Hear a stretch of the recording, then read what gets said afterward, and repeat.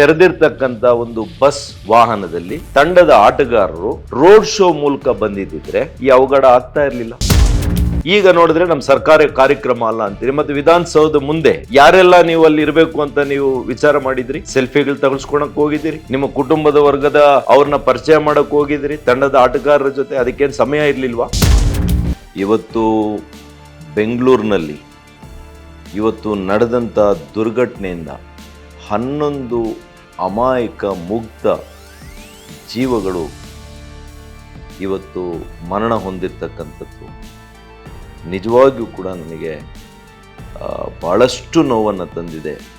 ಇವತ್ತು ಇವರನ್ನು ಕಳ್ಕೊಂಡಿರ್ತಕ್ಕಂಥ ತಾಯಿ ತಂದೆಯರು, ಅವರ ಕುಟುಂಬಗಳು, ಅವ್ರಿಗೆ ತುಂಬಲಾರದ ನಷ್ಟ ಆಗಿದೆ. ಅವ್ರಿಗೆ ನಾನು ಈ ಸಂದರ್ಭದಲ್ಲಿ ಸಾಂತ್ವನವನ್ನು ಹೇಳಲಿಕ್ಕೆ ನಾನು ಬಯಸ್ತೇನೆ. ಮತ್ತು ಏನು ಅನೇಕ ಅಮಾಯಕರು ಇವತ್ತು ಈ ಕ್ರೀಡೆಯ ಪ್ರೇಮಿಗಳು, ಇವ್ರಿಗೂ ಕೂಡ ಭಾಳಷ್ಟು ಗಾಯಗಳಾಗಿರ್ತಕ್ಕಂಥವ್ರು, ಗಾಯಾಳುಗಳು ಏನು ಆಸ್ಪತ್ರೆಯಲ್ಲಿ ದಾಖಲಾಗಿದ್ದಾರೆ, ಅವ್ರಿಗೆ ಶೀಘ್ರವಾಗಿ ಗುಣಮುಖರಾಗಬೇಕು ಅಂತೇಳಿ ಆ ದೇವರಲ್ಲಿ ಪ್ರಾರ್ಥನೆ ಮಾಡ್ತೇನೆ. ನಾನು ಕೂಡ ಈಗ ತಕ್ಷಣ ಆಸ್ಪತ್ರೆಗೆ ತೆರಳಿ ಅವರ ಯೋಗಕ್ಷೇಮವನ್ನು ವಿಚಾರಿಸಲಿಕ್ಕೆ ಹೋಗ್ತಾ ಇದ್ದೇನೆ. ಆದರೆ ನಾನು ರಾಜಕಾರಣ ಮಾತಾಡಲಿಕ್ಕೆ ಹೋಗ್ತಾ ಇಲ್ಲ ಇವತ್ತು. ಆದರೆ ನಿಜ ಘಟನೆಗಳನ್ನು ಬಗ್ಗೆ ನಾನು ಕರ್ನಾಟಕದ ಮಹಾಜನತೆ, ಬೆಂಗಳೂರಿನ ಮಹಾಜನತೆ ಜೊತೆಗೆ ಹಂಚ್ಕೋಬೇಕು ಅಂತ ನನ್ನ ಮನಸ್ಸು ಹೇಳ್ತಾ ಇದೆ. ಯಾಕೆ ಈ ರೀತಿ ಅವಘಡ ಸಂಭವಿಸಿದೆ? ಇದು ಮೊದಲನೇ IPL ಫೈನಲ್ಸ್ ಪಂದ್ಯಾವಳಿ ಅಲ್ಲ, ಅಥವಾ RCB ಮೊದಲನೇ ತಂಡ ಅಲ್ಲ ಇವತ್ತು IPLನಲ್ಲಿ ಗೆದ್ದಿರ್ತಕ್ಕಂಥದ್ದು. ಇರ್ಬೋದು 18 ವರ್ಷಗಳ ಸುದೀರ್ಘ ಒಂದು ಟೂರ್ನಮೆಂಟಲ್ಲಿ 18ನೇ ವರ್ಷದ ಒಂದು ಹೊಸ್ತಿಲಲ್ಲಿ ಗೆದ್ದಿದ್ದಾರೆ. ಸ್ವಾಭಾವಿಕವಾಗಿ ಅದರಲ್ಲಿ ಕೂಡ ನಮ್ಮ ಕೊಹ್ಲಿ ಅವರು ಕೂಡ 18 ಇವತ್ತು IPL ಪಂದ್ಯಾವಳಿಗಳಲ್ಲಿ ಪಾಲ್ಗೊಂಡಿದ್ದಾರೆ. ಹಾಗಾಗಿ ಇದೆಲ್ಲವೂ ಕೂಡ ಸೇರಿಸಿ ಇವತ್ತು ಜನತೆ ಸ್ವಾಭಾವಿಕವಾಗಿ ಭಾಳ ನಿರೀಕ್ಷೆಯಲ್ಲಿದ್ದರು, ಭಾಳ ಸಂತೋಷದ ಉತ್ತುಂಗದಲ್ಲಿದೆ. ಅದನ್ನು ನಾವು ನಿನ್ನೆ ರಾತ್ರಿ ಗೆದ್ದ ತಕ್ಷಣ ಬೆಂಗಳೂರಿನಲ್ಲಿ ದೀಪಾವಳಿಯಲ್ಲಿ ಸಿಡಿಸುವ ಪಟಾಕಿ ಏನಿದೆ ಅದಕ್ಕಿಂತ ಹೆಚ್ಚಿನ ಪಟಾಕಿಗಳನ್ನು ಸಿಡಿಸಿರುವಂಥದ್ದು ನಮಗೆಲ್ಲ ಕೂಡ ತಿಳಿದು ಬಂದಿದೆ. ನಾವೆಲ್ಲ ನೋಡಿದ್ದೇವೆ, ಬೆಂಗಳೂರಿನಲ್ಲಿ ಜನಸಾಮಾನ್ಯರು ವೀಕ್ಷಣೆ ಮಾಡಿದ್ದಾರೆ. ನಾನು ತಿಳ್ಕೊಳ್ತೇನೆ, ಕರ್ನಾಟಕದಲ್ಲಿ ಆಡಳಿತದಲ್ಲಿರ್ತಕ್ಕಂಥ ಸರ್ಕಾರಕ್ಕೂ ಕೂಡ ಇದರ ಬಗ್ಗೆ ಗಮನದಲ್ಲಿದೆ ಅಂತ, ಪೊಲೀಸ್ನವರು ಕೂಡ ಇದನ್ನು ನೋಡಿದ್ದಾರೆ, ತಿಳ್ಕೊಂಡಿದ್ದಾರೆ ಅಂತ ನಾನು ಭಾವಿಸಿದ್ದೆ. ನಿನ್ನೆ 12 ಗಂಟೆಗೆ ಮುಗಿದಿದೆ. ಇವತ್ತು ಮಧ್ಯಾಹ್ನ 2 ಗಂಟೆ 3 ಗಂಟೆಗೆ ಬಂದು ಪ್ರಾರಂಭ ಮಾಡಬೇಕು. ಅದು ರೋಡ್ ಶೋ ಮೂಲಕ HAL ವಿಮಾನ ನಿಲ್ದಾಣ, ವಿಧಾನಸೌಧ, MG ರಸ್ತೆ ಇವೆಲ್ಲದರ ಭಾಗವಾಗಿ ತೆರೆದಿರ್ತಕ್ಕಂಥ ಒಂದು ಬಸ್ ವಾಹನದಲ್ಲಿ ತಂಡದ ಆಟಗಾರರು ರೋಡ್ ಶೋ ಮೂಲಕ ಬಂದಿದ್ದಿದ್ರೆ ಈ ಅವಘಡ ಆಗ್ತಾ ಇರಲಿಲ್ಲ. ನಾನು ಈಗಾಗಲೇ ಹೇಳ್ದಂಗೆ ಮುಂಬೈ ಮಹಾನಗರ ನಮಗಿನ್ನ ದೊಡ್ಡ ನಗರ, 5 ಸಲ ಗೆದ್ದಿದ್ದಾರೆ ಅಲ್ಲಿ, ಇದಕ್ಕಿನ್ನ ಹೆಚ್ಚಿನ ಜನ ಅಲ್ಲಿ ಸೇರಿದ್ರು. ಏನಾದರೂ ಅವಘಡ ಆಯ್ತಾ? ಅದೇ ರೀತಿ ವರ್ಲ್ಡ್ ಕಪ್ ಗೆಲ್ತು ನಮ್ಮ ಭಾರತ ತಂಡ. ಇಡೀ ಭಾರತ ತಂಡದ ಆಟಗಾರರು ಮುಂಬೈನಲ್ಲಿ ಇಳಿದಾಗ ಲಕ್ಷಾಂತರ ಜನರು ಅವರನ್ನು ಅಲ್ಲಿನ ಆಡಳಿತ ವರ್ಗ, ಪೊಲೀಸ್ನವರು ಸರಿಯಾದಂಥ ರೀತಿಯಲ್ಲಿ ಅದನ್ನು ವ್ಯವಸ್ಥೆ ಮಾಡಿರಲಿಲ್ವ? ಅಲ್ಲೇನಾದರೂ ಅವಘಡ ಆಯಿತಾ? ಮುಗ್ಧ ಜೀವಗಳು, 11 ಸಣ್ಣ ಮಕ್ಕಳು, ಸಣ್ಣ ಮಗು, ಈಗ ತಾನೇ ಇಂಜಿನಿಯರನ್ನು ಮುಗಿಸಿರುವಂಥ ಯುವಕ, ಒಬ್ಬ ಮಗ ಅಂತ ತಂದೆ ಅಳ್ತಾ ಇದ್ದಾರೆ. ಹೆಣ್ಮಕ್ಳು. ಇಂಟೆಲಿಜೆನ್ಸ್ ಯಾರ ಹತ್ರ ಇದೆ? ಇಂಟೆಲಿಜೆನ್ಸ್ನವರು ನಿಮಗೆ ಹೇಳಿಲ್ವಾ ಎಷ್ಟು ಜನ ಸೇರ್ಬೋದು, ಯಾವ ರೀತಿ ಇದನ್ನು ರೋಡ್ ಶೋ ಮಾಡಬೇಕಾ? ಅದರಲ್ಲಿ ಕೂಡ ದ್ವಂದ್ವ ಮಾಡಿದ್ರಿ. ನಮಗೆ ಗೊತ್ತಿಲ್ಲ ರೋಡ್ ಶೋ ಅಲ್ಲಾಗುತ್ತಾ, ವಿಧಾನಸೌಧ ಮುಂದೆ ಕಾರ್ಯಕ್ರಮ ಅಂದ್ರಿ, ಈ ಕಡೆ ಸ್ಟೇಡಿಯಮ್ಮು ಅಂದ್ರಿ, ಚಿನ್ನಸ್ವಾಮಿ ಸ್ಟೇಡಿಯಂ ಅಂದ್ರಿ. ಜನ ಎಲ್ಲಿ ಹೋಗ್ಬೇಕು? ಎಲ್ರಿಗೂ ಕೂಡ ದಿಗ್ಭ್ರಮೆ. ಎಲ್ರಿಗೂ ಕೂಡ ಎಲ್ಲಿಗೆ ಹೋಗಬೇಕು ಅಂತೇಳಿ ಅವ್ರಿಗೆ ಗೊತ್ತಿಲ್ಲ ಪಾಪ. ಮತ್ತೊಂದು ಸ್ಟೇಡಿಯಮ್ಗಿರೋದು 35-40 ಸಾವಿರನೋ 50 ಸಾವಿರನೋ ಕೆಪಾಸಿಟಿ. ಅಲ್ಲಿ ನಾನು ನೋಡಿದೆ ಸ್ಟೇಡಿಯಮ್ಮಲ್ಲಿ ಇದಾಗ್ತಾ ಇರಬೇಕಾದ್ರೆ ವಿಡಿಯೋಗಳನ್ನು ನಾನು ನೋಡಿದೆ. 20-25 ಸಾವಿರ ಸೀಟುಗಳು ಖಾಲಿ ಇದೆ ಒಳಗಡೆ, ಹೊರಗಡೆ ಒಂದು 20-25 ಸಾವಿರ ಇದ್ದಾರೆ. ಎಲ್ಲ ಸೇರಿ ಒಂದು 60-70 ಸಾವಿರ ಮೇಲೆ ಜನ ಇಲ್ಲ.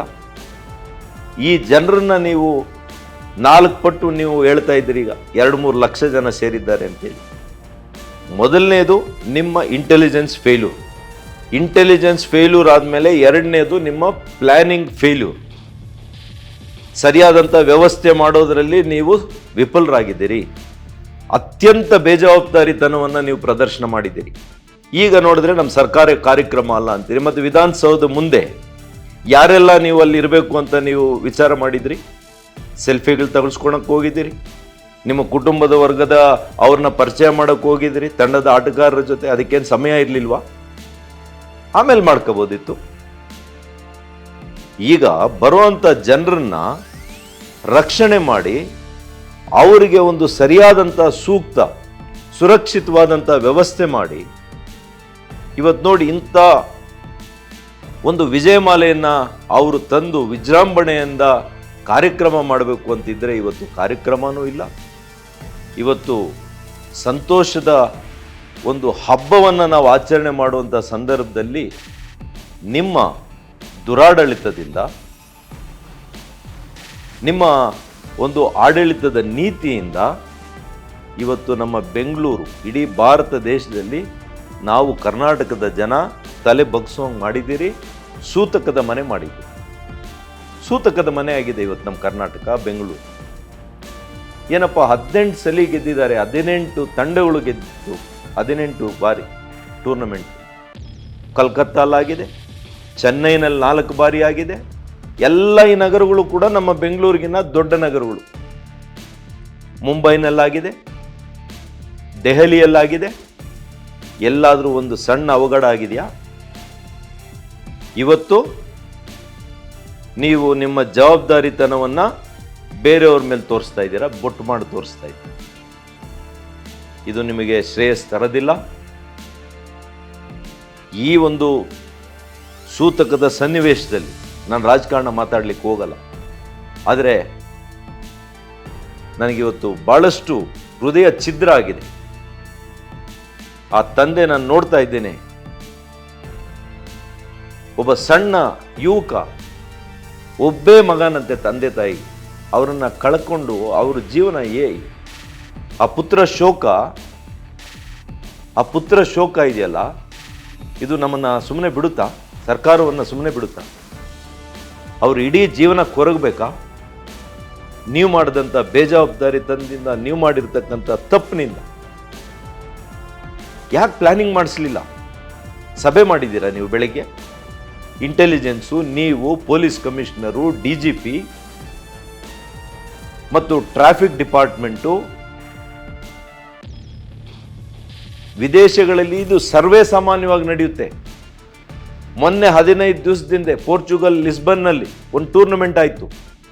ಒಂದು ಸಾಮಾನ್ಯ ತಂಡ ಲಿಸ್ಬನ್, ಅಲ್ಲಿ ಸ್ಪೋರ್ಟಿನ್ ಟೀಮ್ ಅಂತೇಳಿ ಗೆತ್ತು. ರೊನಾಲ್ಡೋ ಅವರು ಆಡಿದಂಥ ಮೊದಲನೇ ಒಂದು ಕ್ಲಬ್ ಅದು. ಲಕ್ಷಾಂತರ ಜನ ಸೇರಿದ್ರು, ಸಣ್ಣ ಮಕ್ಕಳನ್ನ ಕರ್ಕೊಂಡು ಬಂದಿದ್ರು. ಅಲ್ಲಿ ಯಾವುದೇ ಒಂದು ಸಣ್ಣ ಅವಘಡ ಆಗಲಿಲ್ಲ. It was because of their planning. ಯಾವ ರಸ್ತೆಯಲ್ಲಿ ಜನರನ್ನು ಬಿಡಬೇಕು, 50 ಜನನ ಬಿಡ್ತಾ ಇದ್ರು ಒಂದೊಂದು ಕಡೆ. ಅವರನ್ನೆಲ್ಲ ಕೂಡ ಚೆಕ್ ಮಾಡಿ ಎಷ್ಟು ಒಂದು ಸಿಸ್ಟಮ್ಯಾಟಿಕ್ ಆಗಿ ಮಾಡ್ತಾ ಇದ್ರು. ಇಲ್ಲಿ ಯಾವ್ದು ನೋಡಿ ಉಡಾಫೆ, ಯಾವ್ದು ನೋಡಿ ಬೇಜವಾಬ್ದಾರಿತನ, ಯಾವ್ದು ನೋಡಿ ನಿಮ್ಗೆ ಯಾವುದು ಕೂಡ ಸೀರಿಯಸ್ ಇಲ್ಲ, ಗಾಂಭೀರ್ಯತೆ ಇಲ್ಲ. ಸುಮ್ಮನೆ ಬೇರೆಯವ್ರ ಮೇಲೆ ಹಾಕೋದು, ಬೇರೆಯವರನ್ನು ಬ್ಲೇಮ್ ಮಾಡೋದು. ನಿಜವಾಗಿಯೂ ಹೇಳ್ತೇನೆ, ಇವತ್ತು ನಾನು ಹೋಲಿಕೆ ಮಾಡ್ತಾ ಇಲ್ಲ. ಇವತ್ತು ದಿವಂಗತ ನಮ್ಮೆಲ್ಲರ ಕಣ್ಮಣಿ ಪುನೀತ್ ರಾಜ್ಕುಮಾರ್ ಅವರು ಸಾವಾದಾಗ ಲಕ್ಷಾಂತರ ಜನ ಬಂದಿದ್ರು. ಇದರ 10 ಪಟ್ಟು ಜನ ಬಂದಿದ್ರು ಬೆಂಗಳೂರಿಗೆ. ಯಾವ ಥರ ಅವಾಗ ನಿಭಾಯಿಸಿದ್ರು ಮಾನ್ಯ ಬೊಮ್ಮಾಯಿರವರು? ನಮ್ಮ ಸರ್ಕಾರ ಇದ್ದಾಗ ಯಾವ ರೀತಿ ನಡ್ಕೊಳ್ಳಿದ್ರು? 2 ದಿನ ಮಾಡಿದ್ವಿ ಅದು ಪ್ರೊಸೆಷನ್. 2 ದಿನ ಬಂದು ಅದನ್ನು ನೋಡೋದಕ್ಕೆ ಅವಕಾಶ ಮಾಡಿಕೊಟ್ವಿ. ಈ ಸರ್ಕಾರದಲ್ಲಿ ನಿಜವಾಗಿಯೂ ಹೇಳ್ತೇನೆ, ಈ ಒಂದು ಸಾವುಗಳಿಗೆ ನೇರ ಕಾರಣ ಈ ಕಾಂಗ್ರೆಸ್ ಸರ್ಕಾರ. ನೀವು ಜವಾಬ್ದಾರಿ ತಗೋಬೇಕು. ನೀವು ತಕ್ಷಣ ರಾಜೀನಾಮೆ ಮಾಡಬೇಕು. ನಿಮಗೆ ನೈತಿಕತೆ ಇಲ್ಲ, ನನಗೆ ಗೊತ್ತಿದೆ. ಈ ಸೂತಕದ ಒಂದು ಸನ್ನಿವೇಶದಲ್ಲಾದರೂ ನಿಮಗೆ ಇನ್ನೂ ಕೂಡ ನಿಮ್ಮಲ್ಲಿ ಮಾನವತ್ವ ಇದ್ದರೆ, ಹೃದಯವಂತಿಕೆ ಇದ್ದರೆ, ಇವತ್ತು ಆ ತಾಯಿ ತಂದೆಯರನ್ನು ನೋಡಿ, ಆ ಮಕ್ಕಳನ್ನು ನೋಡಿ, ನೀವು ನಿಜವಾಗಿಯೂ ಕೂಡ ಜವಾಬ್ದಾರಿಯನ್ನು ತೆಗೆದುಕೊಂಡು ನೈತಿಕವಾಗಿ ನೀವು ಇವತ್ತು ರಾಜೀನಾಮೆಯನ್ನು ಕೊಡಿ. ನಾನು ಇವತ್ತೇ ಕೇಳ್ತೀನಿ, ರಾಜೀನಾಮೆಯನ್ನು ನೀವು ಆಗ್ರಹ ಮಾಡ್ತಾ ಇದ್ದೇನೆ. ನೀವು ಮಾತ್ರ ಅಲ್ಲ, ಅತ್ಯಂತ ಹಿರಿಯ ಅಧಿಕಾರಿಗಳು ಯಾರು ಇದಕ್ಕೆ ನೇರವಾಗಿ ಸಂಬಂಧಪಟ್ಟಿದ್ದಾರೆ ಅವರು ಕೂಡ ರಾಜೀನಾಮೆ ಮಾಡಬೇಕು. ಎಲ್ಲಿ ತನಕ ಒಬ್ಬ ಸಿಟ್ಟಿಂಗ್ ಹೈಕೋರ್ಟ್ ಅಥವಾ ಸುಪ್ರೀಂ ಕೋರ್ಟ್ ಜಡ್ಜ್ನವರು ಅವರ ಮೇಲ್ವಿಚಾರಣೆಯಲ್ಲಿ ತನಿಖೆ ಆಗಬೇಕಿದೆ. ಆ ತನಿಖೆ ಆಗೋವರೆಗೂ ಕೂಡ ನೀವು ರಾಜೀನಾಮೆಯನ್ನು ಕೊಡಬೇಕು ಅಂತೇಳಿ ನಾನು ಆಗ್ರಹ ಮಾಡ್ತೇನೆ. ಇದು ಕರಾಳ ದಿನ. ಇದು ಕರ್ನಾಟಕಕ್ಕೆ ಒಂದು ಕಪ್ಪು ಚುಕ್ಕೆಯನ್ನು ತಂದುಕೊಟ್ಟಂಥ ದಿನ. ನೀವು ನಿಜವಾಗಿಯೂ ಕೂಡ ನನಗೆ ಪದಗಳು ಬರ್ತಾ ಇಲ್ಲ. ಇವತ್ತು ಭಾಳಷ್ಟು ನೋವಿನಿಂದ ಇವತ್ತು ನಾನು ಈ ಮಾತುಗಳನ್ನು ನಾನು ಹಂಚ್ಕೊಳ್ತಾ ಇದ್ದೀನಿ. ನನ್ನ ವೇದನೆಯನ್ನು ಹಂಚ್ಕೊಳ್ಳುವಂಥ ಕೆಲಸ ಮಾಡ್ತಾ ಇದ್ದೇನೆ. ಮತ್ತೆ ನಾನು ಹೇಳ್ತಾ ಇದ್ದೇನೆ, ಖಂಡಿತ ಇದು ರಾಜಕಾರಣ ಅಲ್ಲ. ನಾನು ಪೊಲಿಟಿಸೈಸ್ ಮಾಡಲಿಕ್ಕೆ ಹೋಗ್ತಾ ಇಲ್ಲ. ನನ್ನ ಜೀವನದಲ್ಲಿ ಸಾವಿನ ಮನೆಯಲ್ಲಿ ಎಂದೂ ರಾಜಕಾರಣ ಮಾಡಿಲ್ಲ. ನಾನು ನಿಮ್ಮ ಥರ ಸಾವಿನ ಮನೆಯಲ್ಲಿ ಎಂದೂ ಕೂಡ ರಾಜಕಾರಣ ಮಾಡಿಲ್ಲ. ಆದರೆ ಇವತ್ತು ಆ ಮನಸ್ಸಿನ ವೇದನೆಯಿಂದ, ನೋವಿನಿಂದ, ಇವತ್ತು ನೀವು ಮಾಡಿರೋ ಅಂಥ ತಪ್ಪಿನಿಂದ, ಮಹಾ ತಪ್ಪಿನಿಂದ ಇವತ್ತು ಈ ದುರ್ಘಟನೆಗೆ ನೀವು ಕಾರಣೀಭೂತರಾಗಿದ್ದರೆ ಖಂಡಿತ ನೀವು ರಾಜೀನಾಮೆಯನ್ನು ಕೊಡಬೇಕು. ಆಗೆಲ್ಲೋ ಒಂದು ಕಡೆ ನಮಗೆ ಹೋಗಿರ್ತಕ್ಕಂಥ ಮರ್ಯಾದೆ ಒಂದು ಕಡೆ ಇರಲಿ. ಆ ಮುಗ್ಧ ಜನರು, ಅಮಾಯಕ ಜನರು ಇವತ್ತು ಸಾವಾಗಿದೆಯಲ್ಲ, ಅವ್ರಿಗೆಲ್ಲೋ ಒಂದು ಕಡೆ ಒಂದು ನ್ಯಾಯ ಸಿಕ್ದಂಗೆ ಆಗ್ತದೆ. ಆ ಕುಟುಂಬಗಳು ಇವತ್ತು ನೋವಿನಲ್ಲಿದ್ದಾರಲ್ಲ, ಅವ್ರಿಗೆಲ್ಲೋ ಒಂದು ಕಡೆ ಒಂದು ರೀತಿಯಲ್ಲಿ ನೆಮ್ಮದಿ ಆಗ್ತದೆ. ಇವತ್ತು ಅವರೆಲ್ಲ ನೇರವಾಗಿ ಹೇಳ್ತಾ ಇದ್ದಾರೆ, ಈ ಸರ್ಕಾರದ ದುರಾಡಳಿತ, ಯಾವುದೇ ಒಂದು ಭದ್ರತೆ, ಸುವ್ಯವಸ್ಥೆ ಏನು ಕೂಡ ಮಾಡದಿರ ಇವತ್ತು ಈ ಅವಾಂತರ ಆಗಿದೆ ಅಂತೇಳಿ ಅವ್ರು ಹೇಳ್ತಾ ಇದ್ದಾರೆ. ಇಷ್ಟನ್ನ ನಾನು ಹೇಳ್ತೇನೆ. ನಮಸ್ಕಾರ. If you like this video, ಬೇಗ ಲೈಕ್ ಮಾಡಿ, ಕಾಮೆಂಟ್ ಮಾಡಿ, ಶೇರ್ ಮಾಡಿ ಹಾಗೂ ಯೋಯೋ ಟಿವಿ ಕನ್ನಡವನ್ನು ಸಬ್ಸ್ಕ್ರೈಬ್ ಮಾಡಿ.